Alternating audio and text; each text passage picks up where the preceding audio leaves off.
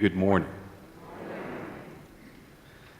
There was a Unity student driving along on a nice summer day. The windows are open, nice breeze, feeling very calm. A rural road with curves, and gets to this one straightaway, and there's a car oncoming in the other way. And just as the car reaches the spot where they're crossing their paths, so to speak, the person in the other car sticks his head out the window and says, "Pig!" And the Unity student said, "Did you hear that? That guy just called me a pig. The nerve of that guy calling me a pig. He doesn't even know me."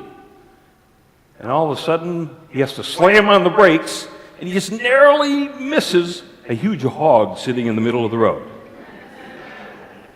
You know, so many of us always are getting guidance because divine guidance is always there. It's only when we're open to it that we start to understand it and put it to use. But a lot of us start reasoning and talking our way out of the guidance that we're getting. That's always there. You know, our minds can connect to the divine mind. Of course, it's already connected. It's just a matter of you flipping the switch, so to speak. Being willing to make the divine download. Divine ideas are the only thing, there are two things you need to do to have a divine idea expressed in your life. One is just believe that divine ideas exist, then your mind is open, you flip the switch. And then be willing to express the right ones that are for you to express. Divine guidance was actually the topic of the 5th chapter in the book that we're reading. I'm going to have Candy put up the slide of the cover of the book. We're reading the book E Squared by Pam Grout. It's available in our book and gift shop. And if you weren't here for previous Sundays, it's okay. Each lesson does stand alone. And our previous lessons are posted on the website, or you can request a CD there in the book and gift shop. How many of you are reading and following along E Squared? Oh, pretty good.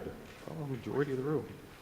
But yeah, chapter 5 is the Dear Abby principle, which is, and I'll return to this in just a few moments. Now, last week, since we did get snowed out, and Carla had planned to talk about the Dear Abby principle, and then this week, of course, I was going to be talking about the superhero principle, chapter 6, or experiment 6. The reason we're not bumping everything back is because we plan to finish here by the end of the month with Easter coming up on April 5th. So you get a twofer today. I'll cover both of the subjects and give you a sense of where we're going here. But first, I want you to be able to identify what I'm doing right now. This is the superhero stance. Now, I didn't see it, but someone was telling me this week on Grey's Anatomy, the TV show, that there was a surgeon who was going into a very important surgery. At least it was important to her because she knew the person she was doing surgery on. And it was going to be a very delicate surgery. And she came in and did this. And some of the other staff were, "What are you doing?" I says, "This is the superhero stance. All I need to do is stand like this for a moment, and I know I can do anything." And then she proceeded to do the surgery. And the person who shared it with me thought, well, here we were talking about the superhero principle this week. And the superhero principle is that recognition that we can affect the matter around us. And we do that by our spoken word. Now, many of you have heard that our bodies are 97% water. I'm going to have Candy put up a slide here. There's a Japanese scientist, Masaru Emoto. He's written a number of books about water and the hidden messages in water, the healing power of water.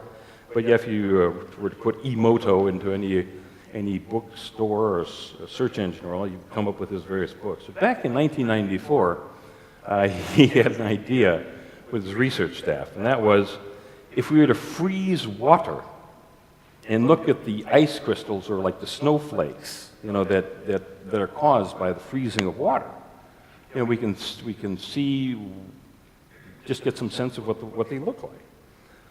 So after 2 months of trial and error, they noticed that when they'd freeze tap water, there was nothing very remarkable.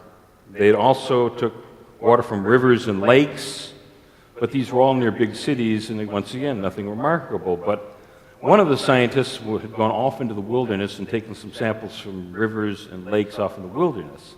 And they came back and they came up with these beautiful water crystals. In fact, yeah, you see one of them right now. They were all hexagons. Each one was different. Like you hear the legend of, no two snowflakes are alike. Of course, I don't know anybody who's checked all of the snowflakes in the world, but I'll take their word for it. But each snowflake has its own unique expression.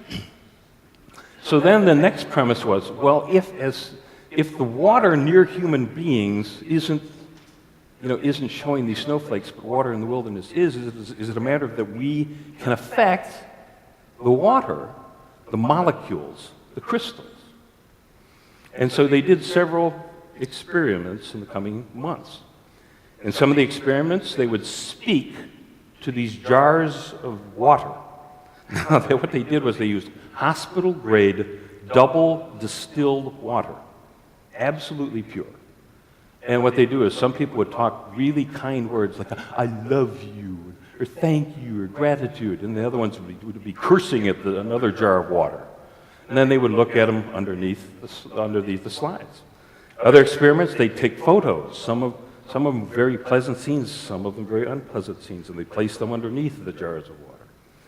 In other ones, they'd play music, very pleasant music to some jars, very unpleasant music to other jars. And then they also included prayer, praying into the jar of water. And they got some remarkable results. I'm going to have you put up the next slide. As you can see, they observed really beautiful crystals from the ones that were given pleasant messages, like you see thank you and love and appreciation. But the ones in the middle that was said that they were cursing at, you make me sick, this is what the crystal looked like. It disfigured or broken. And then here they showed, what the water molecules before prayer and then the molecules after prayer. And if our bodies are 97% water, can you see where the effect of using our words on ourselves and on others, can indeed make changes in our universe and in our experience? Now, the superhero principle is where we take our spoken word and apply it to this field of potentiality, as the author Pam Grout called it. Of course, we would call it Holy Spirit or the field of spiritual substance. Our voices, of course, are modified vibrations. Our vocal cords sent out a sound wave. And these waves can affect the molecules of the universe that form everything. Things that look solid around us are actually just vibrating molecules. We can heal anything in our lives if we're willing to speak the word. We can heal lack in our health, in our occupation, in our relationships, in our cash flow, and yes, in our spiritual awareness, our consciousness that we're already spiritual beings having a human experience. The problem is that for some reason, in the 20th and 21st century, United States, we're being taught that it doesn't work by many of the conventional wisdom of our society. Now, in the book, Pam Grout, the author, talks about how the day after she was born, her father was looking at her in the cradle and said aloud to his mother, "That's the ugliest baby I've ever seen in my life." And they would joke about this later in life. But here's Pam, a young girl, being told that she was the ugliest baby her dad had ever seen in her life. Imagine the effect that had on her. That's where she talks about the odyssey of her finally being able to break out of that old thought system, of those words, of those spoken words, to really appreciate that she was beautiful and she was talented. And as I mentioned before, Pam actually goes to a Unity Church in Lawrence, Kansas, where she's based. She's a successful writer and screenwriter. There are several stories of miraculous healings just from people speaking the word. Now, if you're following along in the book, you've already read, of course, those miraculous healings. But the entire Unity movement was started about 130 years ago by Charles and Myrtle Fillmore, specifically Myrtle Fillmore. Now, Myrtle, like Pam, had been told her whole life that tuberculosis ran in their family. Now, this was the 1800s when there was no medical cure for tuberculosis, and that their family was sickly, and that she should just expect that she wasn't going to be able to do much. So, of course, in her 40s, Myrtle came down with tuberculosis. And she went to the doctors, and the doctors basically said there was no hope, that she'd get her affairs in order because she's probably going to die in a few months. But someone suggested she go see someone who was coming into town to give a lecture, someone from this concept called New Thought, or Practical Christianity. His name was Eugene V. Weeks. So Myrtle, along with Charles, went to listen to Eugene Weeks. And Weeks, it's funny because Charles emerged saying, it was okay. Myrtle was, in later months and years, there was one sentence that just jumped out at her. Here she was dealing with what she dealt with, and Eugene Weeks said, "I am a child of God, therefore I do not inherit sickness." I am a child of God, therefore I do not inherit sickness. And Myrtle caught the idea. Could it be possible that she could heal her body? Now, she wrote an article for Unity magazine. Unity is a monthly magazine that we also have available in the book and gift shop, and you can subscribe to. So this was, and it was one of the more popular articles that was ever written in the magazine. I'm going to read you part of this article, just because I feel it's so powerful. Myrtle wrote, "I was fearfully sick. I had all the ills of mind and body. Medicine and doctors ceased to give me relief, and I was in despair when I found Practical Christianity. I took it up, and I was healed. I did most of the healing myself because I wanted the understanding for future use. This is how I made what I call my discovery. I was thinking about life, and how life is everywhere. Everything is alive. Even the worm is alive. Plants are alive. So she said the key to my discovery was that life is guided by intelligence in its many forms. And if that's the case, then the same law should be able to work in my body. Life is simply a form of energy and has to be guided and directed in man's body by his intelligence. How do we communicate intelligence? By thinking and talking. Then I was guided to talk to the life in every part of my body and have it do just what I wanted. I began to teach my body and got marvelous results. I told the life in my liver that it was not torpid or inert, but full of vigor and energy. I told the life in my stomach that it was not weak or inefficient, but energetic, strong, and intelligent. I told the life in my abdomen that it was no longer infested with ignorant thoughts of disease, put there by myself and my doctors, but that it was all athrill with sweet, pure, wholesome energy of God. I told my limbs they were active and strong. I told my eyes that they did not see of themselves, but they expressed the sight of spirit, and that they were drawing on an unlimited source, and that they were young eyes, clear, bright, because the light of God shone right through them. I told my heart that the pure love of Jesus flowed in and out through its beatings, and that all the world felt its joyous pulsation. I went to all of the life centers of my body, spoke words of truth to them, words of strength, of power. I asked their forgiveness for the foolish, ignorant course that I had pursued in the past. I had condemned these parts of my body, called them weak, inefficient, diseased, useless. I did not become discouraged at their being slow to wake up, but kept right on, both silently and aloud, declaring the words of truth until the organs responded. And neither did I forget to tell them that they were free, unlimited spirit. I told them that they were no longer in bondage to my old beliefs, that they were not corruptible flesh, but centers of life, energy, omnipresent. Then I asked the Father to forgive me for taking His life into my organism, and they're using it so meanly. I promised Him that I would never, ever again retard the free flow of that life through my mind and my body by any false word or thought.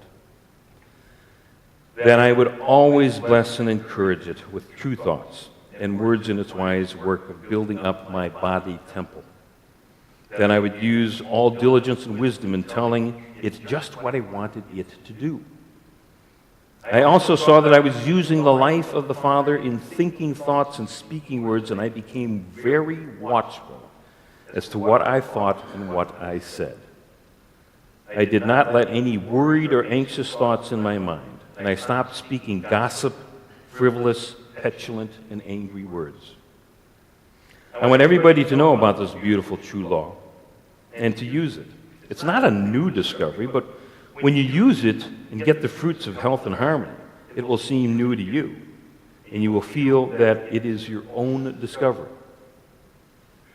So she wrote that as she became well, the neighbors, of course, noticed here was this woman who had been sickly all of these years, and suddenly she's well, she's vibrant. And so they asked her what was going on.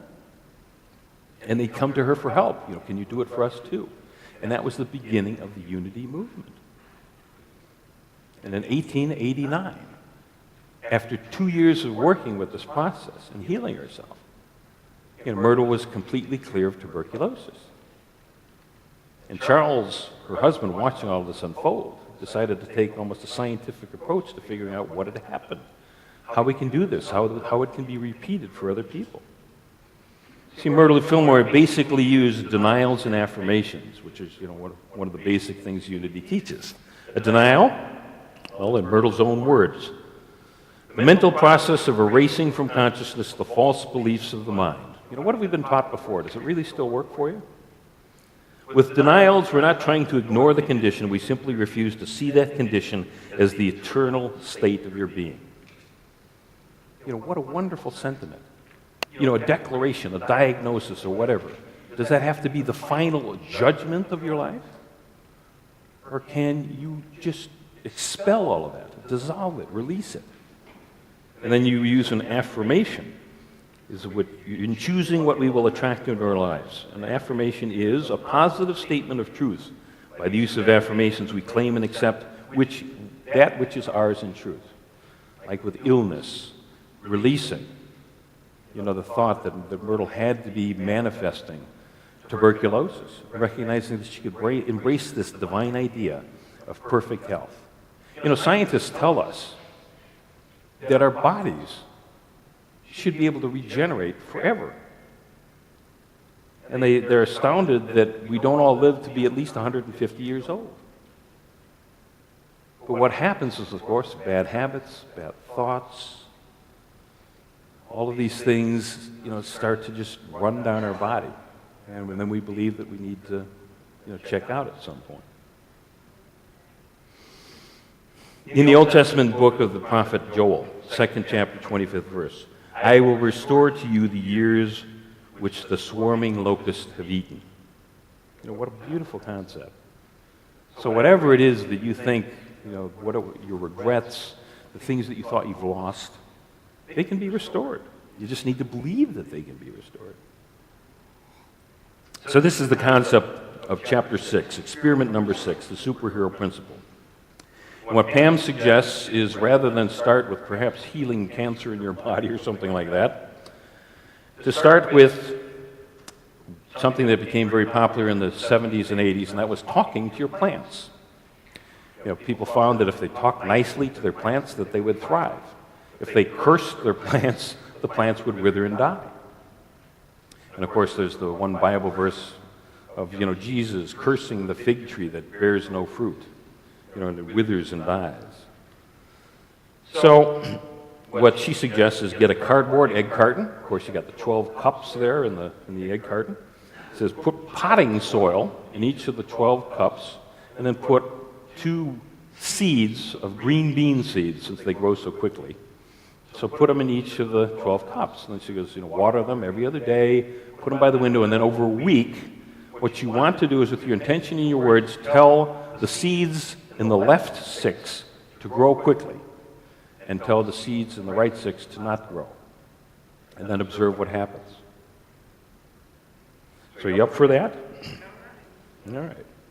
Now, I touched on beginning divine guidance in the Dear Abby principle, which we should have covered last week. As I mentioned, you open your mind to the divine mind, you get the divine download. Guidance comes to you, and it can come to you in your thoughts, your ideas, maybe in meditation. But the key here is that your intuition, rather than your intellect, is usually the receiver.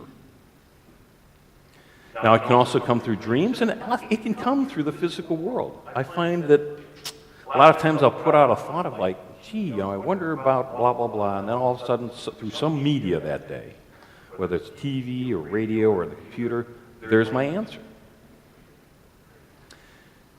Jesus Christ taught, Matthew chapter 6 verse, when you pray, go into your room and shut the door. Pray to your Father who is in secret, and your Father who sees in secret will reward you. For your Father knows what you need before you ask Him. And then right after that, Jesus proceeds to tell them how to pray by showing them the Lord's Prayer. In the book E Squared, page 90, Pam Grout writes, the conscious mind was designed for just 2 things, to identify problems and to formulate goals. And I'm a fan of Joseph Campbell, and in the Power of Myth interviews, one of the things he talks about is that we get caught up in this head consciousness. Instead of just allowing it to identify problems and to formulate goals, we allow our brain to run the show. And he says, no, this shouldn't be what's running the show. Instead, your heart, your gut, is what needs to lead. Your feelings, your intuition. When we go within and ask God, what is the truth here? We get answers. Author Shakti Gawain, in her book, Living in the Light, writes, most of us are in touch with our intuition, whether we knew it or not, but we're usually in the habit of doubting or contradicting it so automatically that we haven't even listened to it as it's being spoken to us. The first step is to pay more attention to what you are feeling, to the inner dialogue that goes on within you. So the experiment for Chapter 5, the Dear Abby principle, is to open yourself to the divine guidance. So while you're talking to your green beans this week, come up with a question, something that's going on in your life that you want a yes or no answer to. Maybe something that you've been wrestling with for some time now. And state that question and ask the universe, the field of potentiality, God, to answer it within 48 hours. Just a simple yes or no question. So for this week, I encourage you to see how this power of your words can affect the world around you, and also to just be able to put that request out for the divine guidance that's always there. Our closing story is about divine guidance. It's a 3-minute video from Steve Hartman of the CBS Evening News about a college student who recognized that he was a poor reader and asked for guidance on how to improve his reading skills.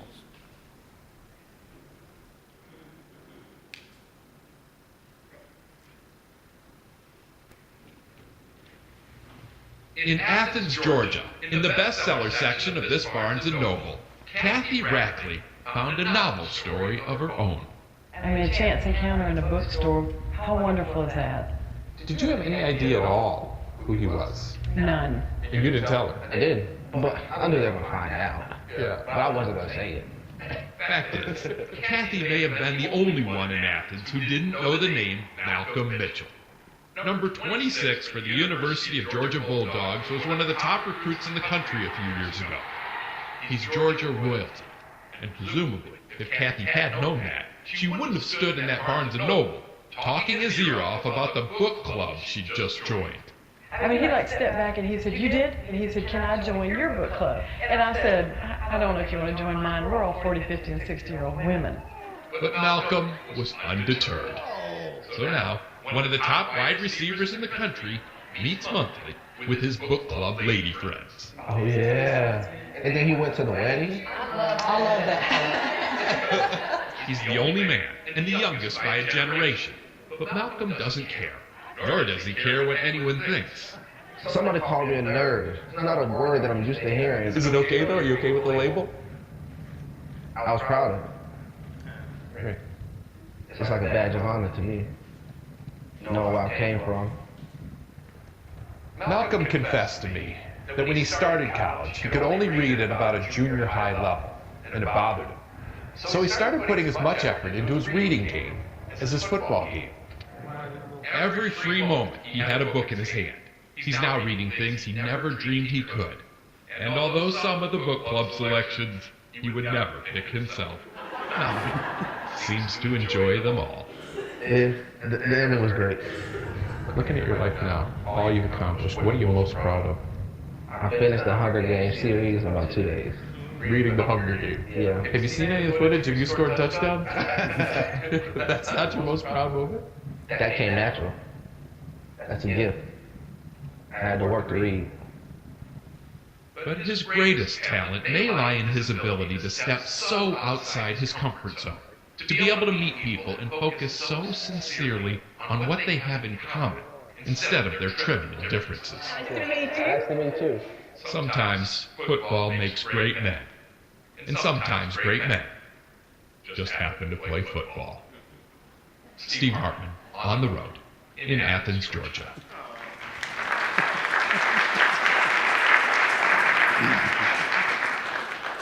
The Old Testament book of Joel, 2nd chapter, 23rd verse. Be glad, rejoice in the Lord your God, for he has given the early rain for your vindication. He has poured down you abundant rain. The threshing floors shall be full of grain. The vats shall overflow with wine and olive oil. And I will restore to you the years which the swarming locust has eaten. May you always be open to God's guidance and grace.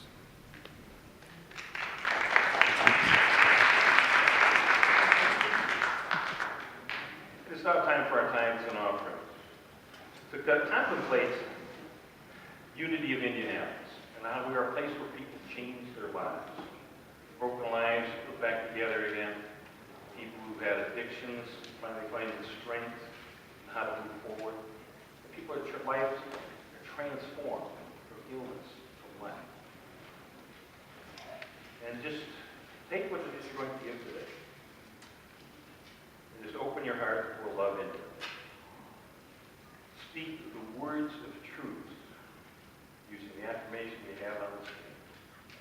Divine love, through me, blesses and